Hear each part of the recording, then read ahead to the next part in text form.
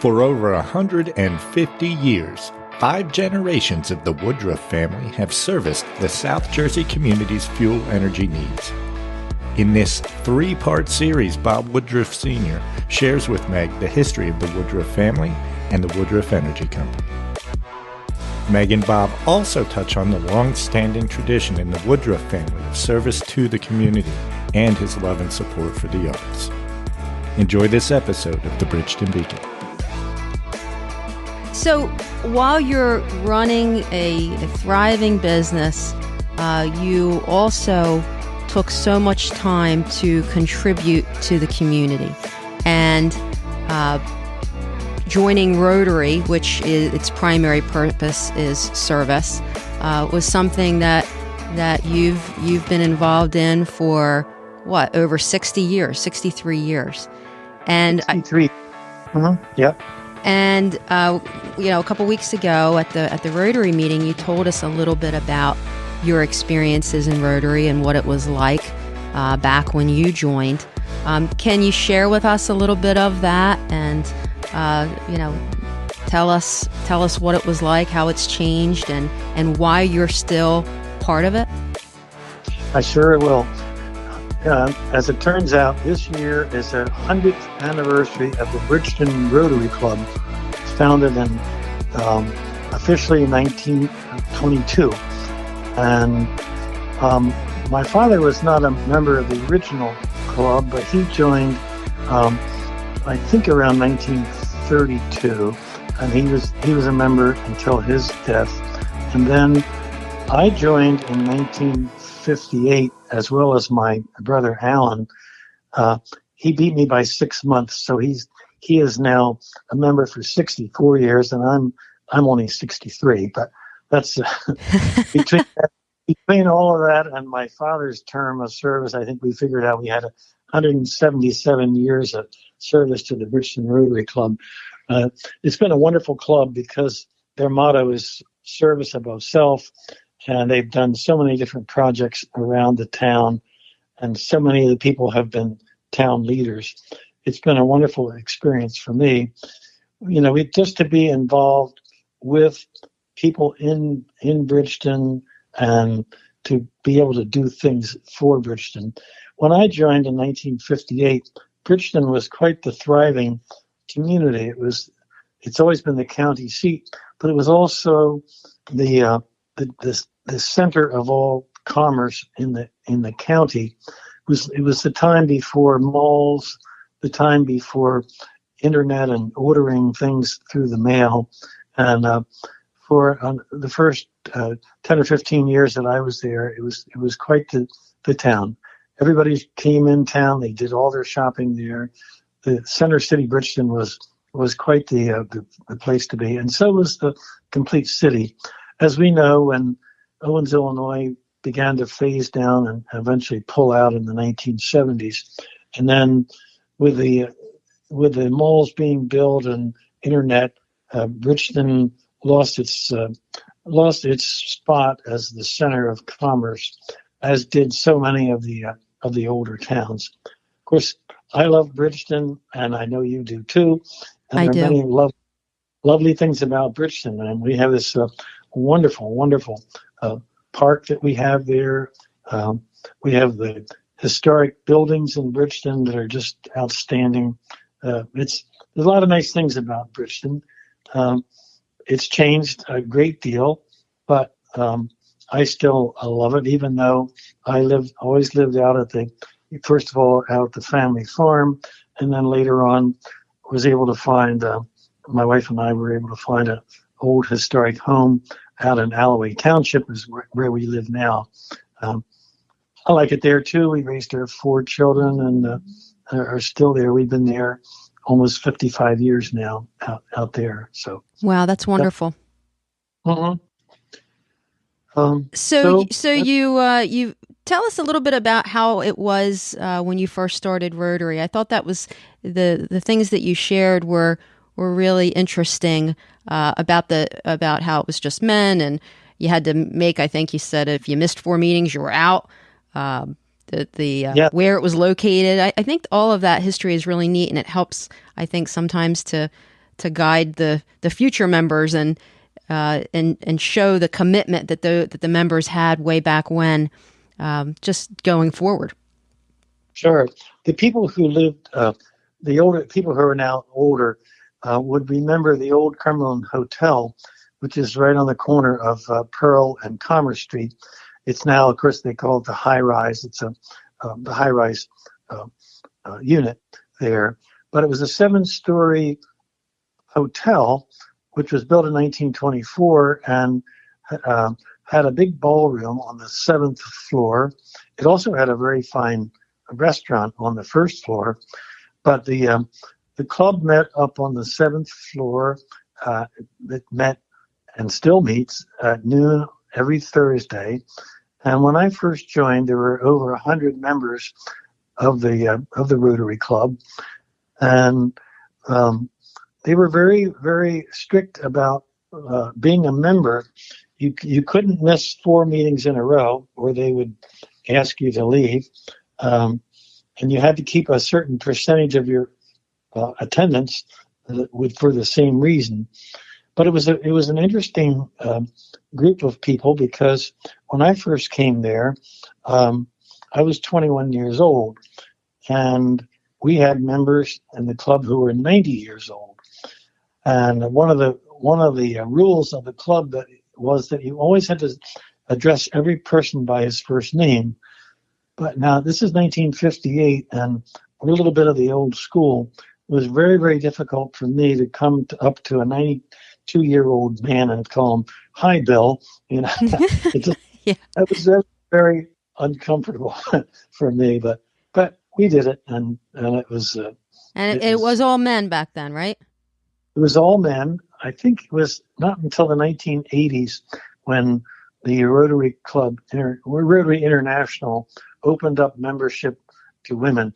They were a little late getting there, but once we did made it nonetheless. we made it, and have a lot of, I would say probably, I don't know whether half the members are women or not, but there's a large number of women that are members of our club.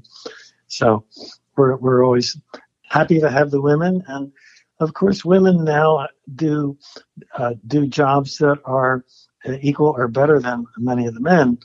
Back in the early days, there were not too many women that had high level management jobs or owned companies. And part of the thing about Rotary is it's a diverse group, because they really only allow at the most 3 people from any one category to belong to the club, so that as far as fuel dealers went, my father and my brother and I were there. No one else would be invited because they wanted to keep it diverse. So there might be 2 or 3 different kind of lawyers. There might be a school superintendent, a clothing operator, a clothing store operator, manager of the electric company, and so on and so forth. But only at the most 2, and once in a great while 3 people from any one particular category.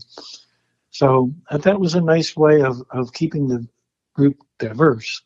And they were all involved in so many of the things that went on around town, that it was a wonderful place to make connections and make good friends. Sure. Very good friends. Sure. And you have a pretty good track record of attendance, if I recall, right? Well, I had a pretty good one for a while.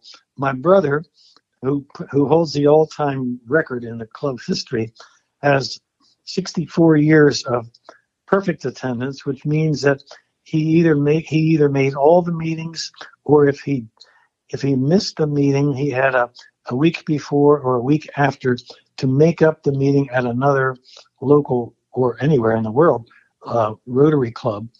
And so he's been able to do that. Now, he got a little reprieve with this, with the COVID, because they suspended all the requirements to make the meetings. But prior to that time, 62 years, he had never missed a meeting. That's fantastic. That's really, really great. Yep. You think back. I'm sitting here thinking about all of the wonderful service projects that you must have been a part of over the last 63 years. Yep. Are there any that stand out that you're maybe most proud of or that you'd like to share with us?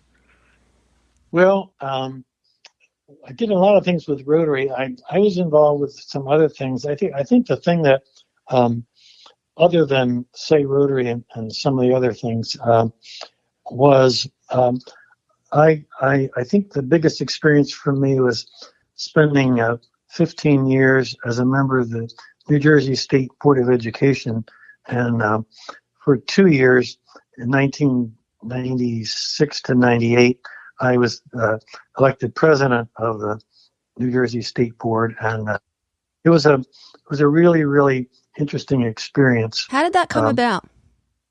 Well, it was kind of interesting because I got a call one day from one of the assistant commissioners of education up in New Jersey, and they said, "You've been recommended by the county superintendent of schools at Salem County as a potential member of the State Board of Education." And I thought, wow, they got the wrong person. They want my brother, because Alan at that time had been president of the Upper Deerfield Township Board of Education. And I figured, well, they're looking for people with an education background. But he said, no, they've had too many education people on the state board. They're looking for business people. And about 2 years prior to that, they had asked Jim Seabrook to be a member of the state board. He lives in Cumberland County. I live in Salem County. And so they asked me if I would join. And so I got vetted and passed muster and attended. And I found that I enjoyed it very much. We got very much involved with making educational policy, and it was rather interesting. We had nothing to do with the state budgets or anything like that, but the curricula, particularly the updating of the curricula over a period of about 5 years was quite interesting. We got involved with that. We had a lot of public hearings. We obviously were we would get opinions from opposite points of view, because the New Jersey Education Association always had a direction that they were going. The New Jersey school boards, oftentimes the opposite direction, and then 2 or 3 other ones. So sometimes we had issues with 4 different interests, all wanting different things, and we had to try to filter them out and make recommendations. How many people were on the State Board of Education at that time? At that time, I think we had 11. No, I'm sorry, 13. Not every county was represented, but they tried to spread it out over the years, so that most of the counties over time would have at least one member at a time on the state board. So, and why do you think why did they want a business people on the board?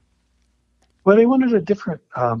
They felt that everybody was looking at issues based on strictly educational reasons, and there's because money is such a huge part of the New Jersey budget. I think they wanted people who had some business experience, and maybe not just.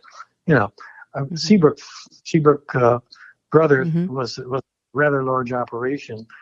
We were fairly good size for our particular industry, and we were used to working with budgets and purchasing, and understanding the cost of certain things. And while cost is not always a factor in education, it has to be in some cases. And so it makes sense. It makes sense. They wanted somebody there who could say, okay, this is a great educational idea, but have you really thought about the extent of the cost of these things, and well, no, but we need it, and so, we could maybe add a little bit and put a practical sense to some of the educational issues that came up. So you were running Woodruff Energy, and I guess presumably traveling to Trenton? Is that correct? Or I was up in Trenton 2 full days a month, and oftentimes 3 and sometimes 4 days a month to be at meetings. It was a big commitment. I was just going to say, it sounds like a huge commitment. I enjoyed it, and I felt privileged to be a part of it. Mm-hmm. It did take a huge amount of time, and I have to give an awful lot of credit to my wife, Mary, and my family, because they were very understanding, because there were some days when I'd go up and I wouldn't get back until maybe after dinner or something like that.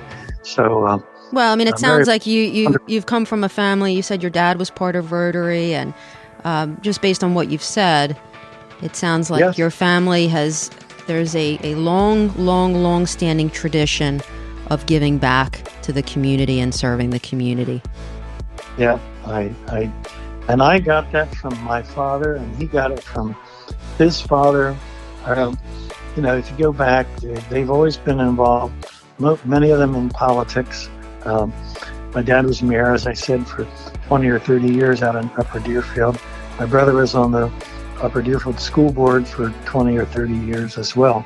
So, and other things as well. But that's part of the heritage I think we inherited all down the generations.